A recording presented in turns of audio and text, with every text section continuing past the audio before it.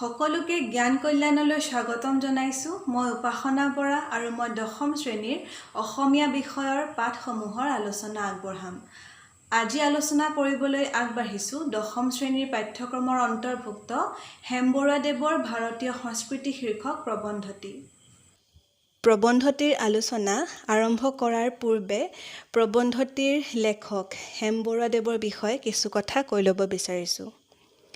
হেমবৰুৱাদেৱৰ এটা অতি উল্লেখযোগ্য কবিতা হৈছে মমতাৰ চিঠি। তোমালোকে নিশ্চয় কবিতাটি শুনিছা।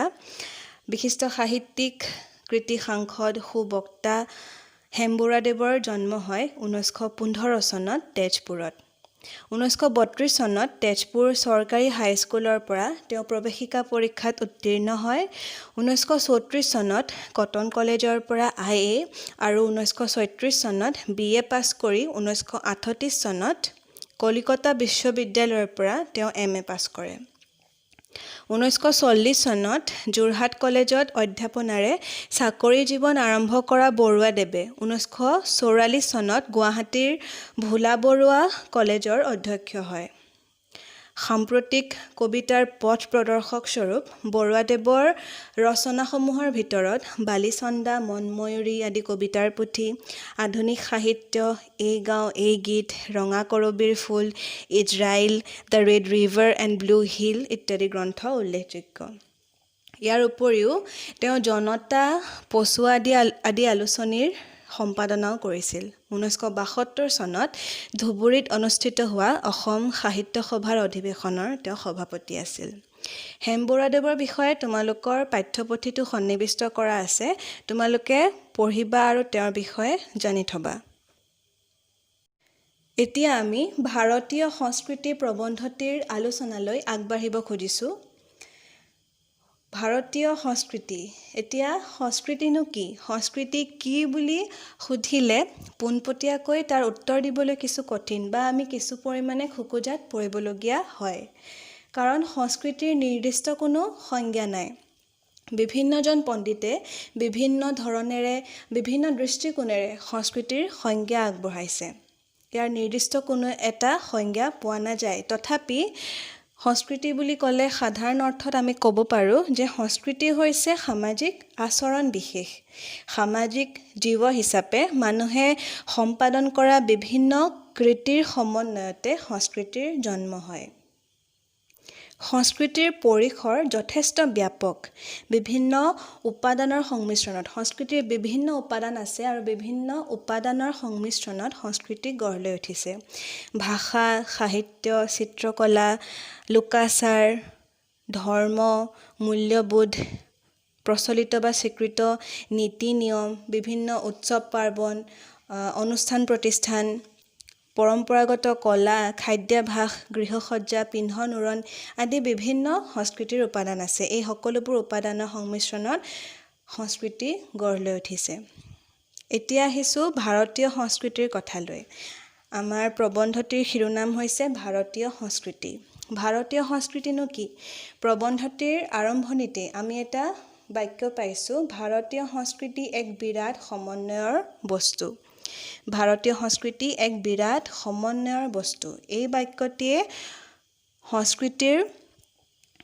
ভাৰতীয় সংস্কৃতিৰ স্বৰূপ বা ভাৰতীয় সংস্কৃতি সম্পৰ্কীয় ধাৰণা স্পষ্ট কৰি তোলে। অৰ্থাৎ ভাৰতীয় সংস্কৃতি হৈছে সমন্বয়ৰ সংস্কৃতি। আৰু ভাৰতীয় সংস্কৃতি পাঠটোত ভাৰতীয় সংস্কৃতিৰ বিষয়ে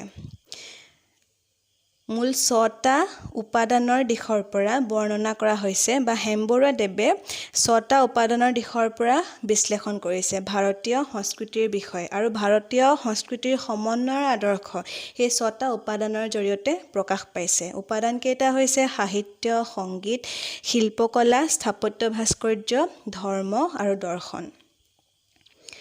এইকেইটা উপাদানৰ দিশৰ পৰা আলোচনা কৰা হৈছে আৰু সমন্বয়ৰ আদৰ্শ প্ৰকাশ পাইছে। ভাৰতীয় সংস্কৃতিৰ সমন্বয়ৰ আদৰ্শ প্ৰকাশ পাইছে। গতিকে ভাৰতীয় সংস্কৃতি হৈছে সমন্বয়ৰ সংস্কৃতি। বিভিন্ন মানৱ গোষ্ঠীৰ বিভিন্ন সময়ত ভাৰতবৰ্ষলৈ আগমন ঘটিছিল আৰু সকলো মানৱ গোষ্ঠীৰে সংস্কৃতিৰ সংমিশ্ৰণত বিৰাট ভাৰতীয় সংস্কৃতি গঢ় লৈ উঠিছে। কাৰণ সংস্কৃতিৰ এটা উল্লেখযোগ্য বৈশিষ্ট্যই হৈছে সমন্বয়ৰ প্ৰৱণতা।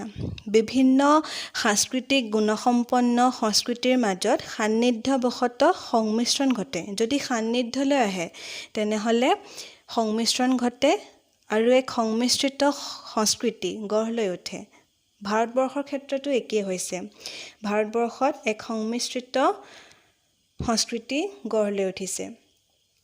ভাষাতত্ত্ব, সামাজিক ৰাজনৈতিক আদৰ্শ, সাহিত্য, শিল্পকলা, দৰ্শন ইত্যাদি ক্ষেত্ৰত এক বিৰাট সমন্বয়ৰ সৃষ্টি হৈছে। এই সকলোবোৰ ক্ষেত্ৰতে সমন্বয়ৰ সৃষ্টি হৈছে। আৰু এই সমন্বয়ে ভাৰতীয় সংস্কৃতিৰ স্বৰূপ প্ৰকাশ কৰে। এই সমন্বয় হৈছে ভাৰতীয় সংস্কৃতিৰ প্ৰকৃত স্বৰূপ। ভাৰতীয় সংস্কৃতি জীয়াই আছে সমন্বয়ৰ আদৰ্শৰে। আৰু এই সাংস্কৃতিক সমন্বয় ইমান গাঢ় যে ইয়াৰ বিভিন্ন ধাৰাৰ মূল ঠাৱৰ কৰাটো প্ৰায় টান হৈ পৰিছে।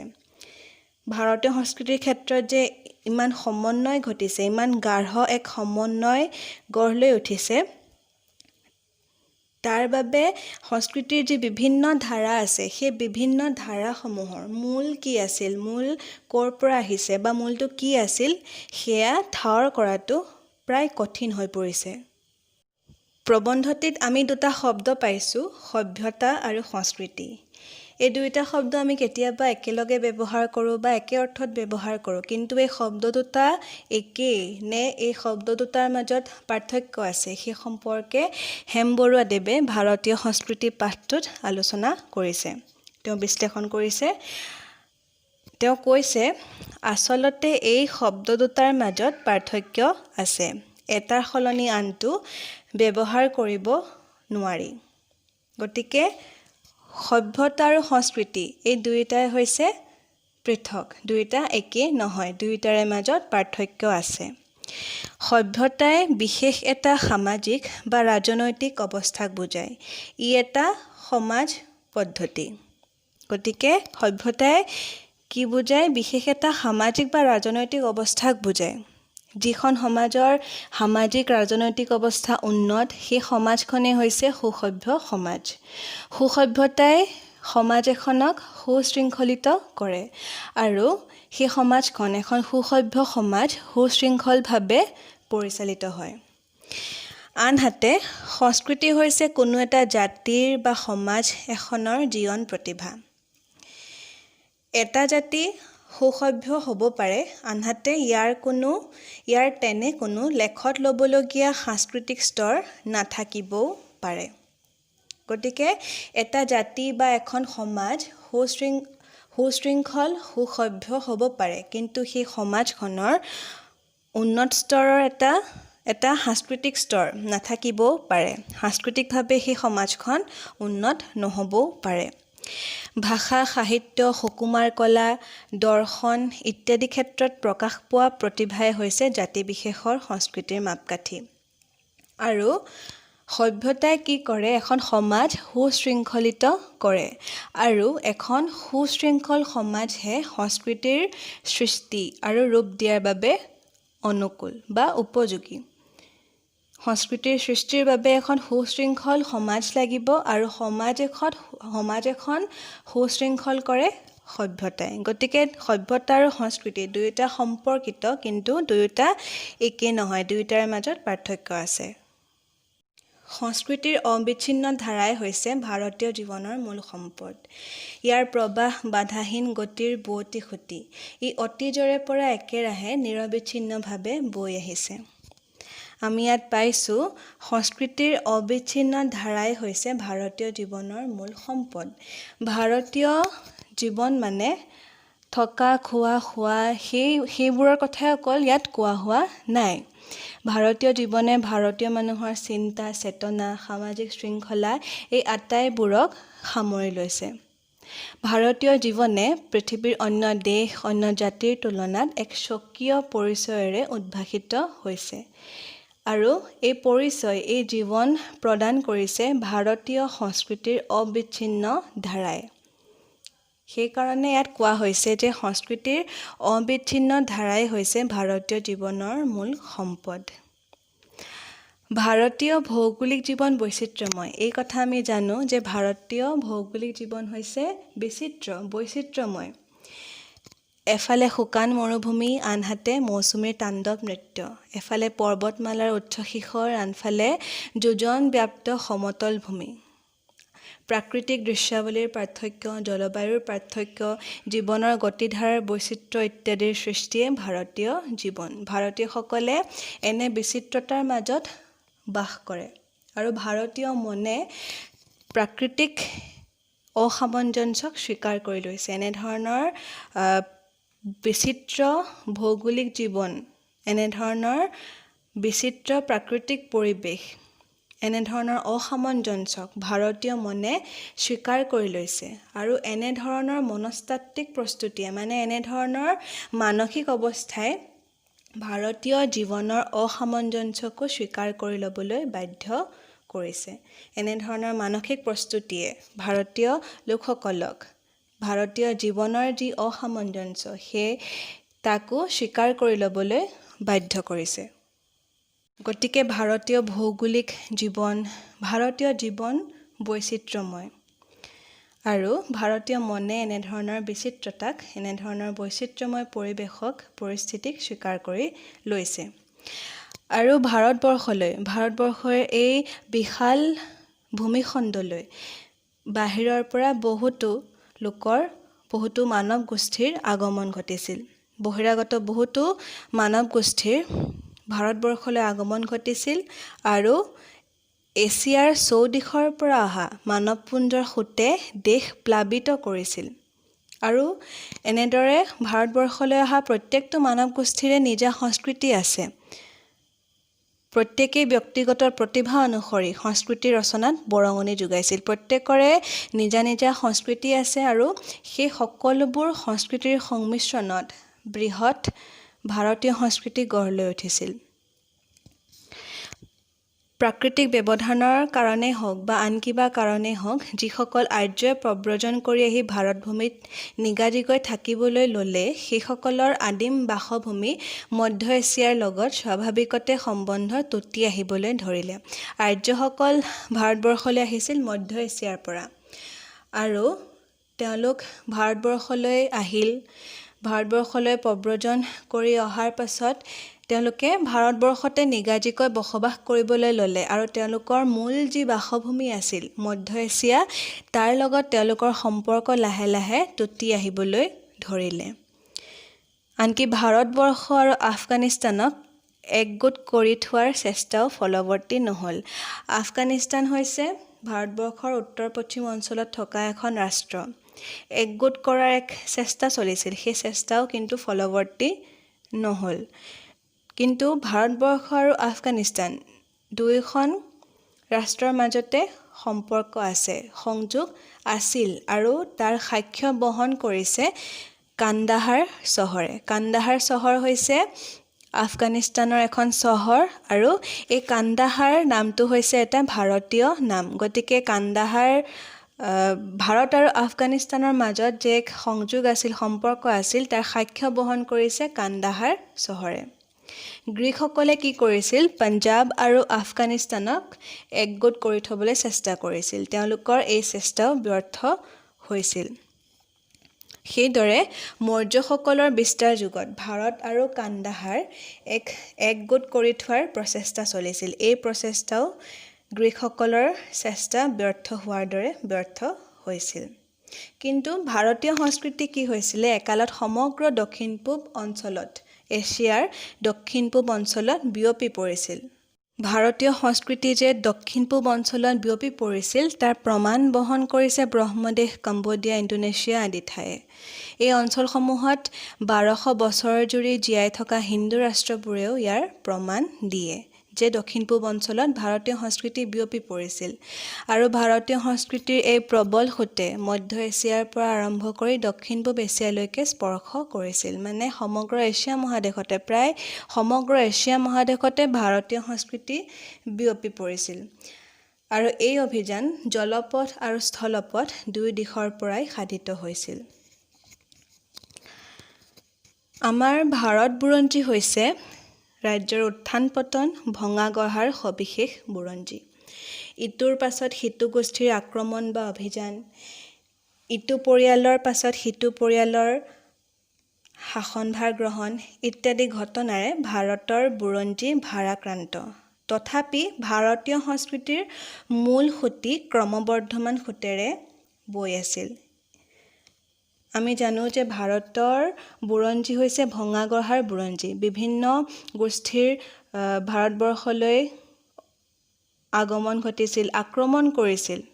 বিভিন্ন মানৱ গোষ্ঠীৰ অভিযান ভাৰতবৰ্ষলৈ হৈছিল আৰু এনেধৰণৰ বিভিন্ন বিচিত্ৰ ঘটনাৰে ভাৰতৰ বুৰঞ্জী ভাৰাক্ৰান্ত। কিন্তু তথাপি ভাৰতীয় সংস্কৃতিৰ মূল সুঁতি ক্ৰমবৰ্ধমান সোঁতেৰে বৈ আছিল। এনেধৰণৰ ৰাজ্য ভঙা গঢ়াৰ হেঁচাত ভাৰতীয় সংস্কৃতিৰ যি সুঁতি ক্ৰমবৰ্ধমান সুঁতি সেয়া ৰুদ্ধ হৈ যোৱা নাছিল। আৰু এই হৈছে ভাৰতীয় সংস্কৃতি আৰু ঐতিহ্যৰ বৈশিষ্ট্য। হৰপ্পা আৰু মহেঞ্জোদাৰো সভ্যতাৰ কথা আমি জানো। মহেঞ্জোদাৰোৰ আৰু হৰপ্পাৰ সভ্যতাৰ সন্ধানে বা আৱিষ্কাৰে আমাক আৰ্যপূৰ্ব এটা যুগৰ সন্ধান দিলে। আৰু আমি গম পালোঁ যে মহেঞ্জোদাৰোৰ সংস্কৃতিৰ ওপৰত ভেটি কৰিহে পাছৰ যুগৰ আৰ্যসকলে নতুন সাংস্কৃতিক জীৱন গঢ়ি তুলিছিল। ইয়াৰ বুকুৰ পৰা ভালেখিনি সংস্কৃতিৰ সম্ভাৰ তেওঁলোকে বুটলি লৈছিল। আৰু প্ৰত্নতাত্ত্বিক পণ্ডিতসকলে শিৱ আৰু শক্তি পূজাৰ মূল বিচাৰি ইয়াৰ কাষ চাপিছিল। আৰু ইয়াতে তেওঁলোকে শিৱ আৰু শক্তি পূজাৰ মূলো আৱিষ্কাৰ কৰিছিল। ধ্যানস্থ শিৱৰ কল্পনা মহেঞ্জোদাৰোৰ সাংস্কৃতিক সম্পদ। সেই সভ্যতাৰ মোহৰত ই আজিও অংকিত হৈ আছে। ভাৰতীয় সংস্কৃতিৰ মৰ্মস্থলী সুসংগঠিত আৰু টনকিয়াল বিধৰ আছিল। বাহিৰৰ পৰা অহা অভিযানসমূহ ইয়াৰ আগত প্ৰায়ে ব্যৰ্থ হৈ গৈছিল। আমি জানো ভাৰতবৰ্ষলৈ বিভিন্ন মানৱ গোষ্ঠীৰ অভিযান হৈছিল। তেওঁলোক ভাৰতবৰ্ষলৈ আহিছিল, ভাৰতবৰ্ষত তেওঁলোকে আক্ৰমণ কৰিছিল। কিন্তু এনেধৰণৰ আক্ৰমণ বা অভিযানে ভাৰতীয় সংস্কৃতিক কোনো ধৰণে প্ৰভাৱিত কৰিব পৰা নাছিল। কাৰণ ভাৰতীয় সংস্কৃতি আছিল সুসংগঠিত আৰু ইয়াৰ ভেটি আছিল টনকিয়াল। সেইকাৰণে বাহিৰৰ পৰা অহা এনেধৰণৰ অভিযানসমূহে ভাৰতীয় সংস্কৃতিক কোনো ধৰণে প্ৰভাৱিত কৰিব পৰা নাছিল। ভাৰতবৰ্ষলৈ বিভিন্ন সময়ত আগমন ঘটা বহিৰাগতসকল আৰু ভাৰতবৰ্ষত পূৰ্বৰে পৰা বসবাস কৰি থকা স্থানীয় লোকসকলৰ মাজত সাংস্কৃতিক সমন্বয় ঘটিছিল। স্থানীয় আৰু বহিৰাগতসকলৰ মাজৰ এনে সাংস্কৃতিক সমন্বয়ৰ জৰিয়তে বৃহৎ ভাৰতীয় সংস্কৃতি গঢ় লৈ উঠিছিল। আৰু ভাৰতীয় সংস্কৃতিৰ এনে সমন্বয়ৰ ক্ষেত্ৰত প্ৰথমে আমি ইয়াত পাইছোঁ ধৰ্মৰ কথা। সংস্কৃতিৰ এটা উপাদান ধৰ্মৰ কথা আমি পাইছোঁ। ধৰ্মৰ ক্ষেত্ৰত আৰ্য আৰু অনাৰ্য সংস্কৃতিৰ মাজত সমন্বয় ঘটিছিল। দ্ৰাবিড় সমাজত প্ৰচলিত কিছু দেৱ দেৱীৰ পূজাকে আৰম্ভ কৰি বিভিন্ন ধৰ্ম পদ্ধতি আৰ্য সমাজে গ্ৰহণ কৰিছিল। তদুপৰি দ্ৰাবিড় পুৰোহিত শ্ৰেণীকো আৰ্য ব্ৰাহ্মণ সমাজৰ মৰ্যাদা দি অন্তৰ্ভুক্ত কৰি লৈছিল। লগতে আৰ্যৰ বেদত দেৱী পূজাৰ কোনো উল্লেখ নাই। শক্তিৰ প্ৰতিকৃতিৰো ক'তো উমান পোৱা নাযায়। সেই অনুপাতে বিষ্ণু আৰু শিৱৰ উল্লেখো বৰ কমেইহে পোৱা যায়। কিন্তু বৰ্তমান হিন্দু সমাজত শিৱ পূজা কৰা হয়, লিংগ পূজা কৰা হয়। আৰু কোনো পণ্ডিতে ক'ব খোজে যে এই লিংগ পূজা অনাৰ্যসকলৰ অৱদান। আৰু হিন্দুৰ শ্ৰাদ্ধবিধিও অনাৰ্যসকলৰ অৱদান বুলি বহুতো পণ্ডিতে কয়। অনাৰ্য সমাজত আজিও মৃতকৰ উপাসনা চলে। তেওঁলোকে মৰিশালিত খাদ্যদ্ৰব্যকে আদি কৰি বিভিন্ন বস্তু আজিও উচৰ্গা কৰে। এনেদৰে আৰ্য আৰু অনাৰ্যসকলৰ মাজত ধৰ্মৰ ক্ষেত্ৰত সমন্বয় ঘটিছে। আৰু বৰ্তমান সময়ত আৰ্যসকলৰ পূজাৰ বেদীত শিৱই স্থান পাইছে। কিন্তু শিৱ হৈছে অনাৰ্য দেৱতা, কিন্তু বৰ্তমান আৰ্যসকলেও পৰৱৰ্তী সময়ত আৰ্যসকলেও শিৱ পূজা কৰিবলৈ লৈছিল। কিন্তু এইবোৰ হঠাতে হোৱা কোনো বস্তু নহয়, যথেষ্ট সময় লাগিছিল। অনাৰ্য সংস্কৃতিয়ে আৰ্য সংস্কৃতিৰ বুকুত ঠাই পাওঁতে যথেষ্ট সময় লাগিছিল। কামাখ্যা দেৱীৰ পূজা অৰ্চনাৰ কথাও ইয়াত উল্লেখ আছে। বৰ্তমান সময়ত কামাখ্যা দেৱীৰ পূজা অৰ্চনা কৰা হয়, কিন্তু কামাখ্যা আছিল আদিতে অনাৰ্য দেৱী। পৰৱৰ্তী সময়তহে আৰ্য সমাজে কালী বা দুৰ্গাৰ ৰূপান্তৰ হিচাপে কামাখ্যা দেৱীৰ পূজা অৰ্চনা কৰিবলৈ লৈছিল। বৰ্তমান সময়ত ব্ৰাহ্মণ পুৰোহিতসকলে কামাখ্যা দেৱীৰ পূজা কৰে, কিন্তু কোচ ৰজাৰ ৰাজত্বকালৰ পৰাহে এয়া আৰম্ভ হৈছে। তাৰ আগতে গাৰো সমাজৰ মানুহে পূজাৰী স্বৰূপে আছিল, তেওঁলোকেহে কামাখ্যা দেৱীৰ পূজা অৰ্চনা কৰিছিল। গতিকে আমি ইয়াত পাইছোঁ যে ধৰ্মৰ ক্ষেত্ৰত কেনেদৰে সমন্বয় ঘটিছে। আৰ্য আৰু অনাৰ্যসকলৰ মাজত ধৰ্মৰ ক্ষেত্ৰত এনেদৰে সমন্বয় ঘটিছিল। হেম বৰুৱা দেৱৰ ভাৰতীয় সংস্কৃতি শীৰ্ষক এই প্ৰবন্ধটি যিহেতু যথেষ্ট দীঘল, সেয়ে আমি মুঠ 3টা খণ্ডত 3টা ভিডিঅ'ত প্ৰবন্ধটিৰ আলোচনা কৰিম। আজি প্ৰথম খণ্ডটিৰ আলোচনা ইমানতে সামৰিছোঁ। ইয়াৰ পাছৰ ভিডিঅ'ত প্ৰবন্ধটিৰ পৰৱৰ্তী অংশৰ আলোচনা কৰিম। ধন্যবাদ।